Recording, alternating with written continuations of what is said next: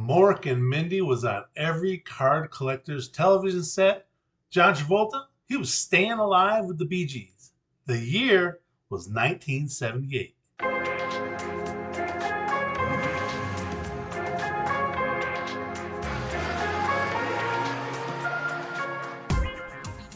Happy hobby, I'm David Gott. So once again, we are back onto this series, top 10 cards from different years of the past 70 or so years.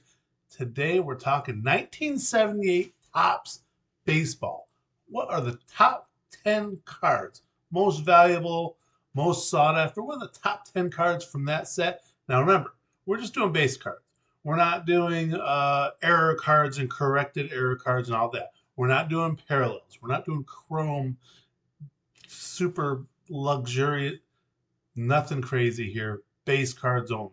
And as far as value is concerned, we're talking about a collector's grade value from PSA, the PSA price guide. Now, what that means is a collector's grade is one above the decade. 1978, the 70s, 8. So a PSA 8 is what we're looking for on these cards. That's the values I'm going to be showing across the bottom right here. And make sure you stay to the end of this video when I drop some Thurman Munson trivia on you. You're going to want to hear this. This is good. So let's go back a year, 1977, to see what the 1978 set was all about. Now, in 1977, the Yankees won their first World Series title of the decade.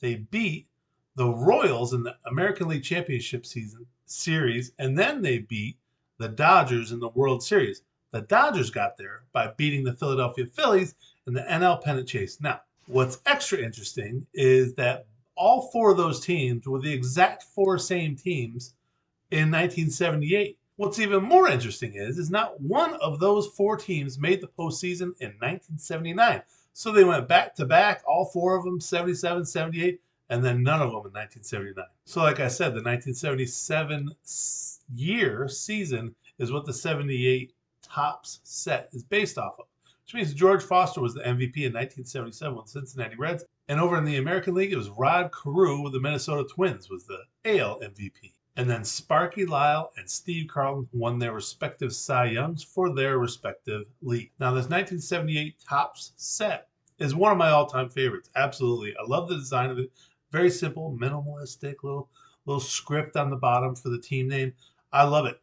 It's actually a pretty well-loved set among all collectors. Twice as many cards from 1978 were sent to PSA for grading than compared to the 1977 season. So that goes to show you that a lot of people love this set. A lot of good rookies in it, a lot of good players, a lot of superstars. This is a really good set. As a matter of fact, it was one of my all-time favorite sets even when I was a teenager. I remember when I was 13 years old, 1984, and I was piecing this set together. It was the very first set that I completely compiled together, but I had to trade off a bunch of like doubles and other stuff to get the commons to fill this set out. What that means is, and I vividly remember this because the card shop owner pulled specific cards out, like the Rookie Henderson rookie card, the Cal Ripken Jr. rookie cards, which at that point in my life, I was like, I got a couple of them, I don't care. So I traded those superstar rookie cards to get commons for the 1978 complete set. Yeah, not so smart. This 1978 set was one of the largest sets Topps had made over the past few years, so it was a pretty big deal. They knew this was going to be big going in. All right, number one on this list, the rookie shortstops of 1978. This was a nice quad card, had four players on it. Of course, it had Paul Molitor, future Hall of Famer, and then, of course, it had another future Hall of Famer, Mickey Klutz. He was a future inductee into my baseball player name Hall of Fame. Mickey Klutz, you can't beat that. And there was also Alan Trammell. Yeah, you've heard of him too. He was good too. Both Molitor and Trammell on the same card makes this one of the all-time greatest duo rookie cards ever. And number two, Eddie Murray. We love that 1978 Eddie Murray rookie card with the All-Star Rookie Cup. Sweet, sweet card. Eddie Murray won the Rookie of the Year award, the American League Rookie of the Year award in 1977. He ended up leading the 80s in RBIs. He was with both the Dodgers and the Orioles in that span. And he's just one of 7 players to have both 3,000 hits and 500 home runs. Eddie Murray. And number 3 on this list, a non-rookie card. This is the highest non-rookie card in the list, Nolan Ryan, superstar pitcher, phenom. He was awesome forever. He's all got to be one of the all-time most collectible pitchers of all time, too. Ryan led the majors in 1977 with 341 strikeouts and 22 complete games, which is just astronomical. Of the close to 4,000 of these cards that have been sent in, the 1978 Topps Nolan Ryans, only 3 have been deemed good enough to be PSA 10s. Now, number 4 on the list is Reggie Jackson. He allegedly called himself the straw that stirs the drink, and that did not go over with his teammates, specifically with Captain Thurman Munson.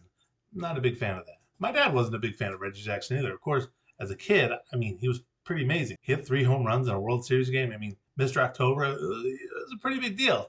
The Yankees won the World Series in 77 and 78. I was a kid in the state of New York, so of course I was a Yankees fan. Bucky Dent all the way, big time. But my favorite quote about Reggie Jackson came from Jim Palmer, who only played with Reggie for 1 season in 1976 with the Baltimore Orioles, when Jim Palmer said that Jackson was arrogant, but that the word arrogant isn't arrogant enough. I love that. Number 5, George Brett, still only a few years into his career with a lot of stuff in his mouth. I love the All-Star emblem there for both that card and the Reggie Jackson card. Those are so cool looking. And for George Brett, over the 2,100 that were sent in, only 10 have had perfect gem mint 10. There's actually an article on PSA that mentions print lines and bad center are usually the culprits for why these don't get great grades. And number 6, we already covered the American League Rookie of the Year in 1977. Number 6 is the National League Rookie of the Year for the Montreal Expos, Andre Dawson, the Hawk. Now, this wasn't actually his rookie card. This was his first solo rookie card, but in 1977, he was on one of those quad panel cards for superstar rookie outfielders. But a Hawk would eventually go on to a Hall of Fame career with the Expos and the Cubs and the Marlins. He was a lot of fun to root for. Number 7, Johnny Bench. And while catchers aren't really as collectible as other players, Johnny Bench is the exception. He was the main cog in the Big Red Machine in the mid-70s. And that Big Red Machine was actually one of the very few dynasties in that second half of the 20th century that wasn't the Yankees. Number 9 was Thurman Munson, a beloved Yankee. He was the captain of this 2-time World Series championship team. And what's interesting is Thurman Munson was a notable grump. He was also the favorite player of my brother, who was also a notable grump. So that's interesting. The 1978 season was actually Munson's last before he would die in a plane crash in the following summer. And what's interesting is the Yankees immediately retired his number and jersey and put a plaque out in Monument Park for him. And number 10 on the list, Sweet Lou Whitaker, rookie card. This 1978 rookie card. Again, one of those quad panel cards. But, I mean, 1978, Detroit Tigers fans have to love this 78 top set with Alan Trammell, Lou Whitaker, and Jack Morris. All 3 of those, I mean, superstar guys that helped propel them into a World Series title not too long after this. Trammell and Morris are already in the Hall of Fame, and so should Mr. Whitaker, if you ask me. And Sweet Lou ended up being the 1978 American League Rookie of the Year. So some other great cards to consider. I mentioned a few of them. Jack Morris, Rod Carew, Carl Yastrzemski, Pete Rose of the Cincinnati Reds. That's a great card too. But also the Cincinnati Reds team card is actually a pretty collectible card. Again, it's that Big Red Machine. All right, so I promised you some Thurman Munson trivia. So here it is. Before Thurman Munson was named the Yankees team captain in 1976, who was the last Yankees captain? Cue the Jeopardy music. I can't use it or I get sued, but stand on your head.